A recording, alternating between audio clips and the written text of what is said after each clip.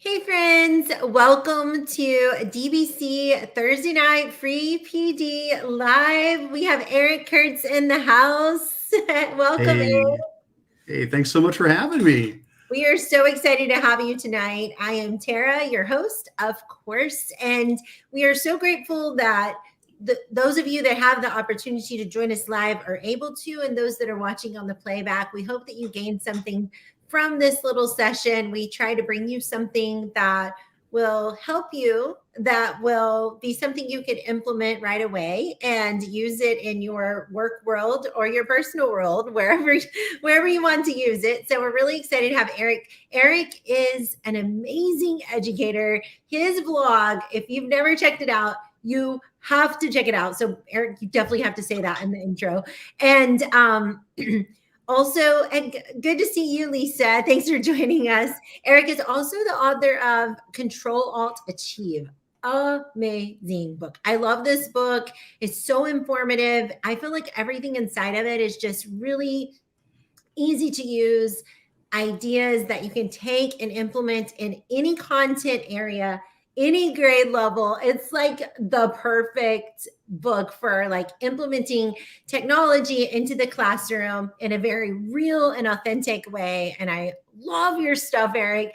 Plus, he has so much free stuff on his blog. So I definitely want him to talk about that. But before I just go on and on, I'll let Eric actually tell you what he really does every single day and more formally introduce himself. So welcome to the show, Eric. Well, thank you so much for having me. And that was an amazing introduction. It's just me, but no, thank you so much. So, yeah, my name's Eric Curts. I'm an educator in Northeast Ohio. This is my 30th year in education. I started off as a middle school math teacher, taught middle school math for 7 years, and then I moved into a role at that same district, into a role as a tech coach or a tech integrationist.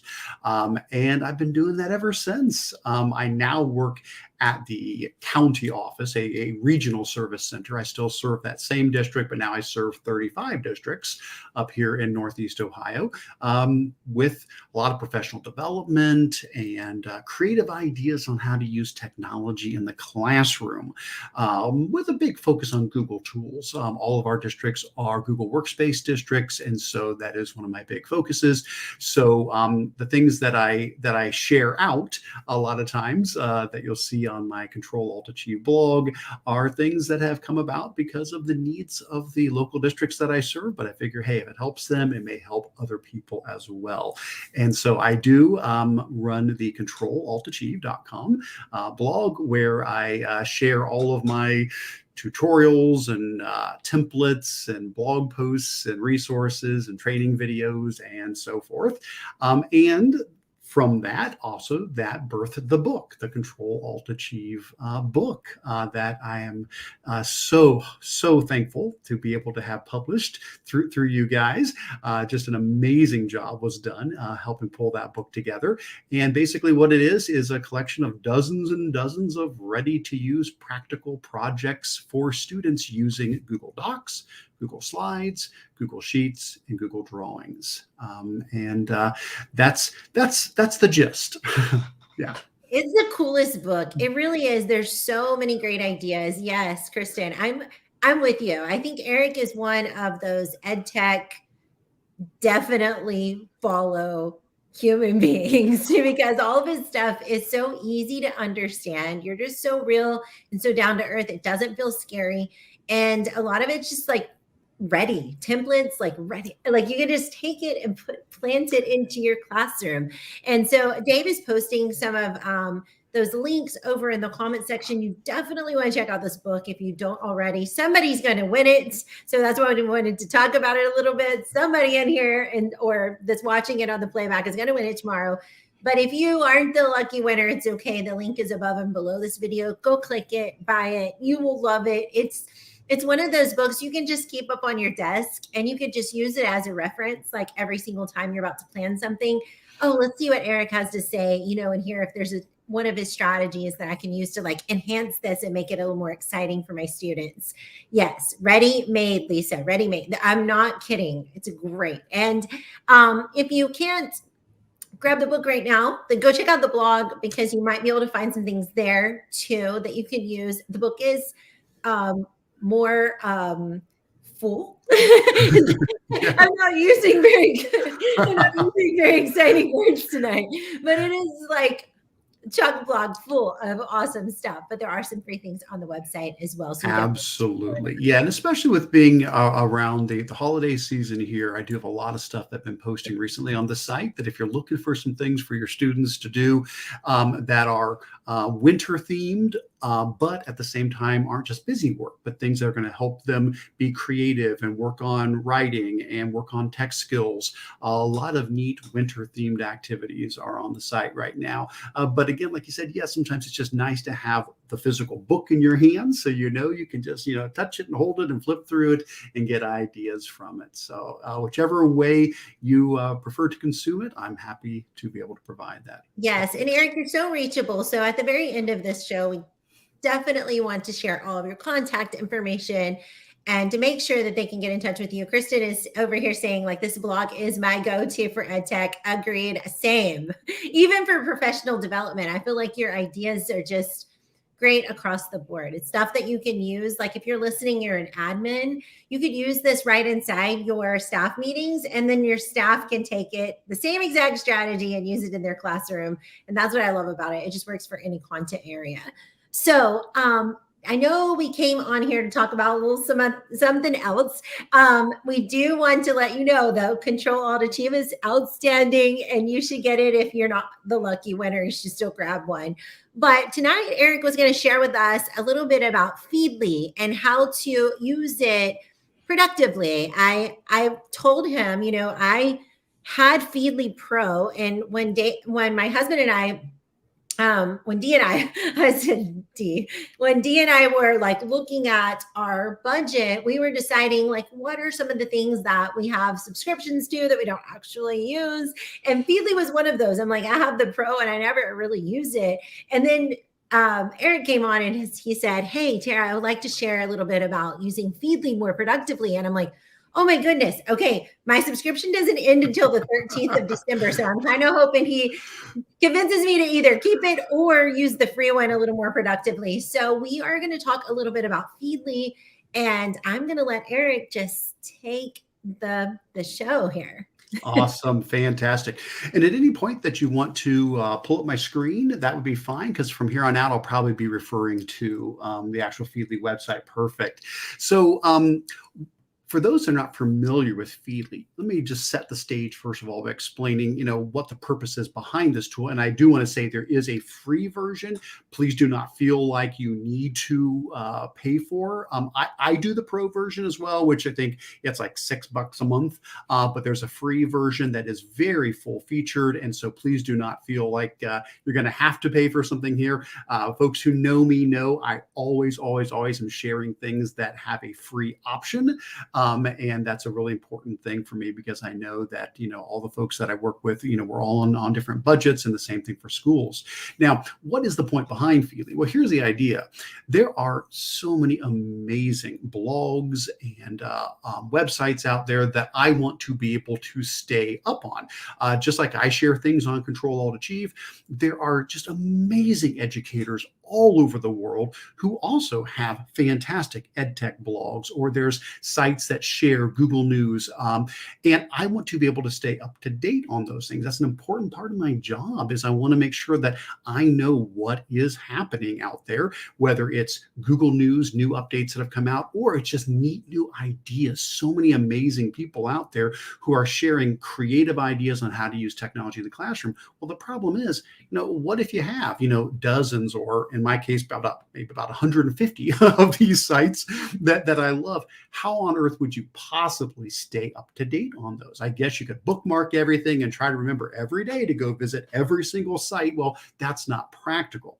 But the thing is, you don't have to do that. That's where a site like Feedly comes in. So it turns out that most every website that does periodic posting, like a blog or a news site, those type of websites, they have something called an RSS feed. Now, you don't have to really even worry about what that is, but it's what's happening in the background. It stands for Real Simple Syndication, RSS.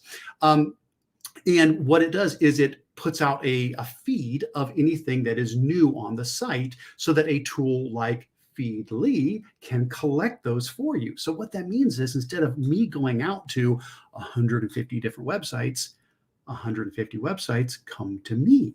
I go to one place. I just go to Feedly. And so I try to do this daily. Doesn't always happen every day, but several times throughout the week, one of my educational tasks that I perform for my own, personal development and professional development is I go to my Feedly website, and you can see that on the screen right now.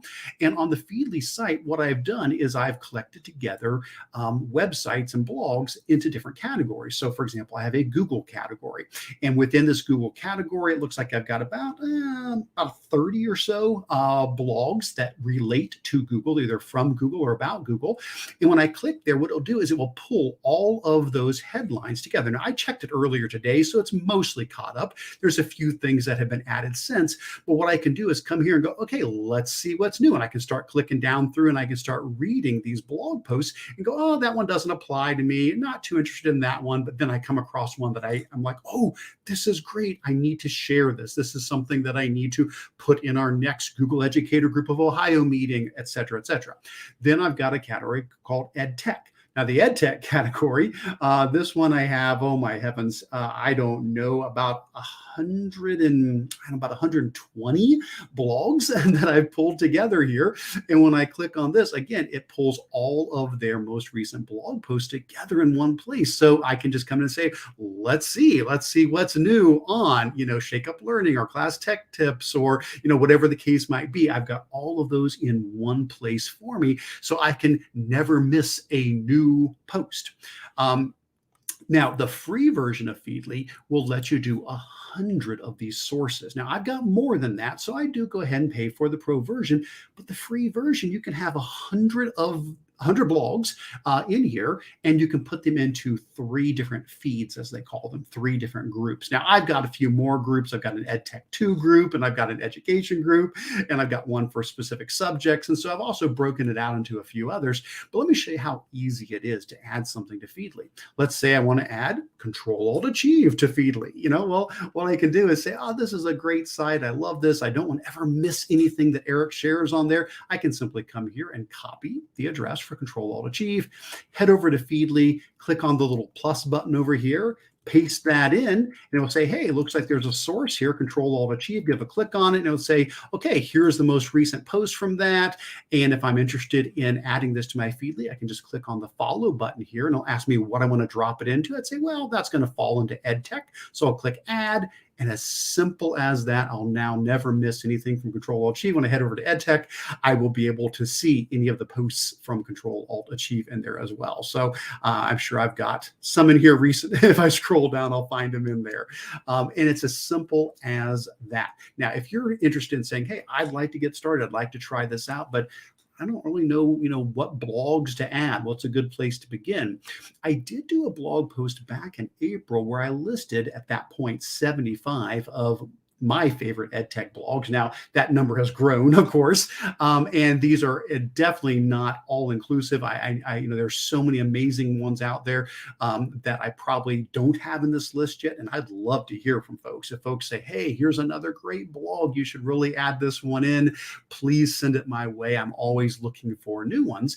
But if you are interested in that, you can just simply go to bit.ly/75 EdTech blogs, the number 75 EdTech blogs, and that'll take you to that blog post I did back in April. And you can go down through the list and see maybe there's some of those that would be a good starting point for you. You can visit the blog website, or you can actually copy the RSS feed right from there. And again, paste that over into Feedly to start adding it into your list of feeds there. Again, like I said, I do pay for this like $6 a month to have up to 2,500 sources, but you don't need to do that. You can start off with the free version with up to 100 sources. It'll give you lots and lots of room to grow in that. Whoops, I think you're muted. Yeah, I was. Sorry. That's awesome, Eric. I love that. And yeah, Isaiah said over here, or am I saying your name correctly? I don't know if I am. Isaiah. I'm not sure if I'm saying your name correctly. This wonderful follower here asked earlier, said that I think it was in one of the following. Yes, it takes it out of your email and kind of pushes it to this collection, to this curation, right? Yes. And that's something that I also, oh, I am saying it right. Thank you. Thank you. Whew, thank goodness. That's the wonderful thing about Feedly that really helped me because I was subscribed to so many blogs and I felt like I'm subscribed to so many things. That's what I was talking Yes. earlier. Like I have to go through it. We do a budget every 4 or 5 months and we talk about like things that I'm subscribed to and like, are we really using this? Like, is it really necessary? But even free stuff that we're subscribed to, a lot of times we just get so much stuff pushed into our inbox that like in the morning when you're checking email, you're like, I don't have time to read this. So you Nope. delete it and then you forget to go back and look at it. And so that's another thing I really love about Feedly is that it does curate everything that you're interested in and you can see all the things that you missed. And if you know that like Yep. Eric has posted 16 things that you've missed, you can go back and catch up on all 16 of them, or you can catch up on 5 or 4 of them until you're ready to catch up on the rest of them. So it's kind of like Absolutely. it just collects all the fun things that you love and that you want to keep up with. And then you get to go peruse it at your convenience. Absolutely. Because you're right. It's all about trying to be more efficient. And there are so many amazing things that educators are sharing that I want to learn from them. And I want to, share them with my schools, or I want to, share them in our Google Educator group, or I want to put them into a collection so that I can, refer to them later. And so, instead of trying to manage my inbox and having things pop up in there, it puts everything in one simple place where I can just come in here and say, okay, let's go ahead and read this. And again, if it's something that I look at, I'm like, well, okay, this isn't exactly applying to me right now, but then I come across something else. I'm like, oh yeah, this really does. Well, then you can always give a click right on the title to go to the website. A lot of times I'll just read the stuff right here in Feedly, and that's going to be great. You can play the videos and so forth. But every now and then it's nice to then go ahead and give a click on the actual article, head out to the site itself to get all of the details there. And a lot of times what I'll do then is I will I'll tweet it out if it's something that I want to amplify that and share it with the rest of the world, or I'll add it to our GEG Ohio document, or I save a lot of things into Pocket, which is another tool that I use a lot to be able to save things more permanently. And so Pocket, I've got an extension up here for Pocket. And so if I head out to a website and it's like, oh, this is an awesome one, like, here's one that Steve Wick shared. Haven't had a chance to read it yet. But he's got one on Google Earth and may say, oh, this is wonderful. I'd love to, to have access to this. Well, if I head out there and I read through and go, yep, this is great, I want to hang on to it.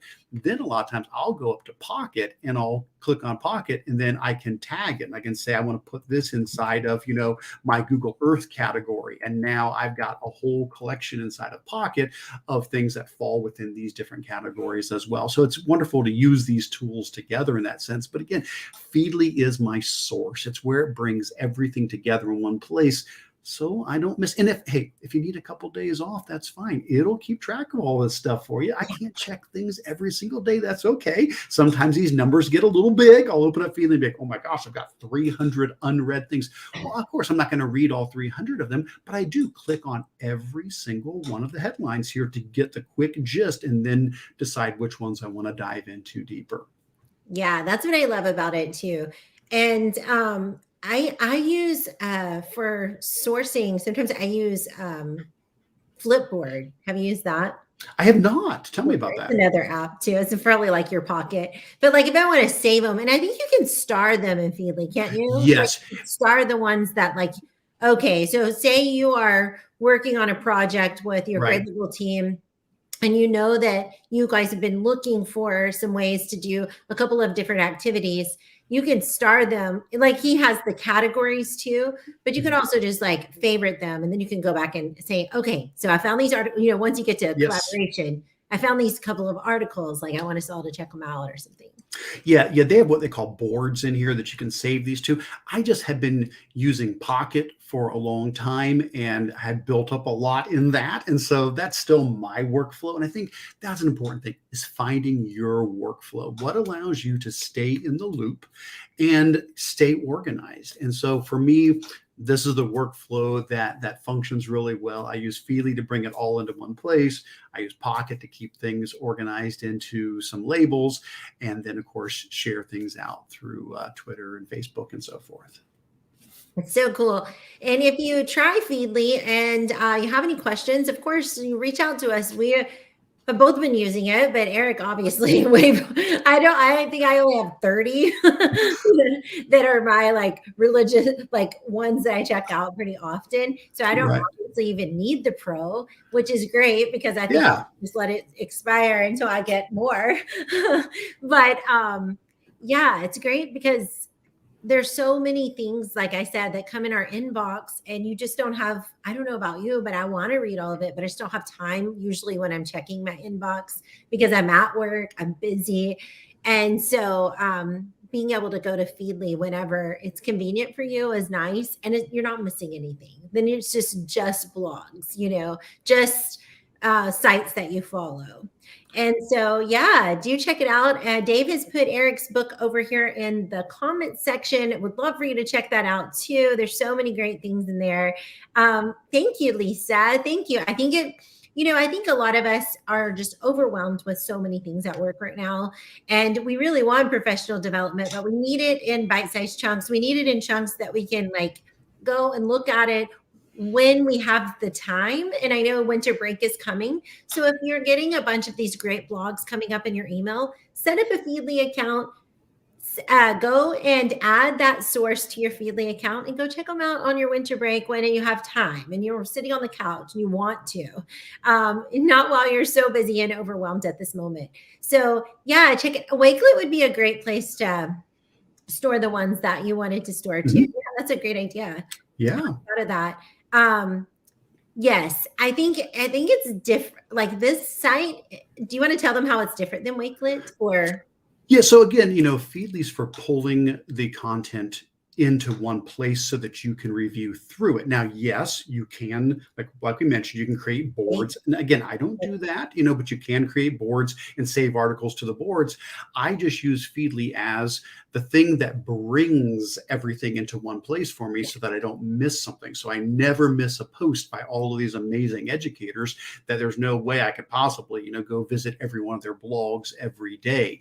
As far as then saving things for later use, in my case, I said I've chosen to use Pocket for that, but I think Wakelet would be great. There's so many other ways you could then save them. But in my case, for me, Feedly is just that one-stop shop so that I can say, okay, what is everything new in all the Google blogs, and what's everything new in the education blogs, and what's everything new in the ed tech blogs. And again, like I said, I've got a lot of them in here. I've got well over 100 different ed tech blogs, but I never want to miss any of these. I want to make sure that I'm always staying up to date, on top of all the stuff these people share. And yeah, I can also just go into these individually and say, okay, I just want to look specifically at what has been shared in this one particular feed, and it can just narrow it down to that one feed if I want.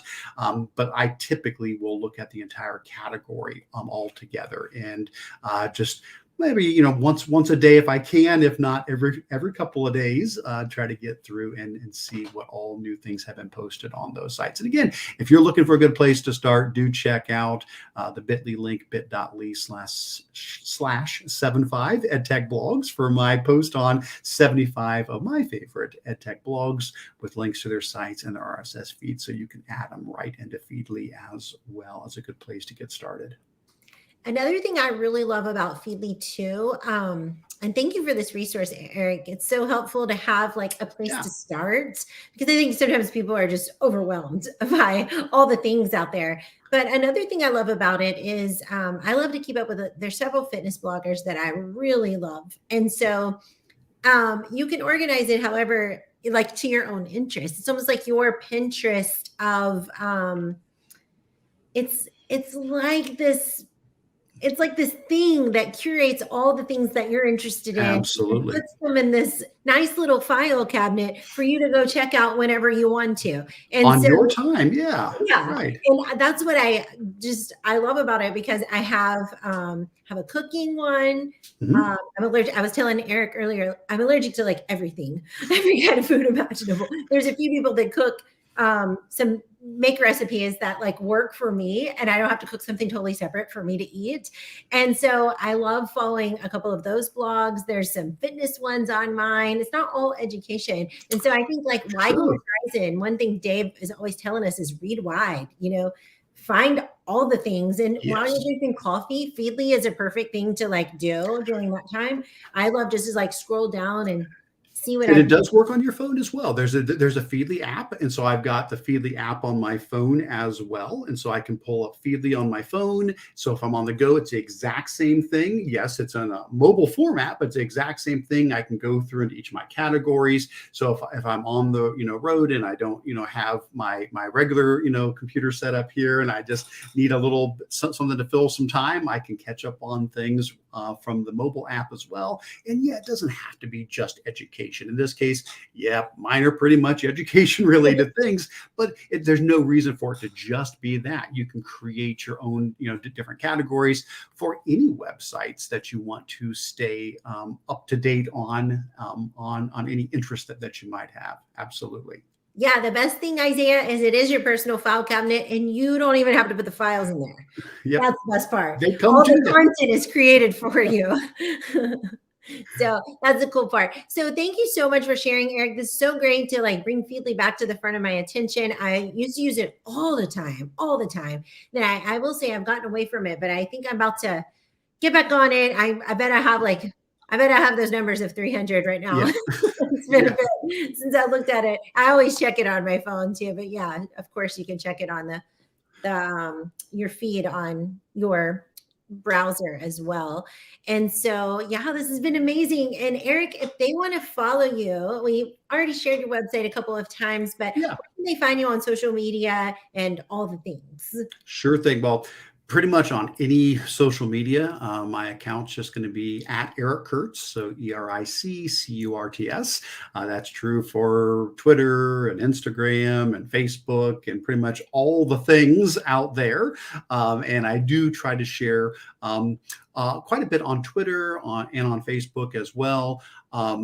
And then as far as the site, controlaltachieve.com. That's the one-stop shop for all my stuff. You can get to my YouTube channel from there. You can get to all the blog posts and, of course, connect to all my social media, and my email address is there as well. So, and of course, information on the book is on the site there too. Awesome. One question from Lisa before we finish up. Does it have an app for the iPad as well? Do you know? I'm going to say absolutely it does, although I don't have an iOS device. I have an Android device, and so I'm on an Android phone at the moment. But I cannot even begin to imagine there would not be a Feedly version as an iOS app as well. So I'm going to say we're pretty safe to say yes, even though I can't. Probably so. I mean, I use an iPhone, and it definitely has the app for iPhone. So Then I'm perfect. assuming that it will work for iPad too. I haven't tried it, but definitely check it out, Lisa, and let us know. You can drop it over in the comments if you try it too. Yeah, thank you so much for joining us, Eric. This has been so amazing. It's always great to learn new ways to be productive, better use of our time. We only have just so much time, and it's limited. So it's nice to be productive with it. And we really appreciate all of you who joined us, all who's watching it on the playback. Be sure and get your comments in the comments section. Someone is going to win a Control Alt Achieve book. And we thank you again for joining us. It's been so amazing. Well, thank you so much for having me. I really appreciate it. Awesome. Bye, everyone. We'll see you next Thursday. Bye.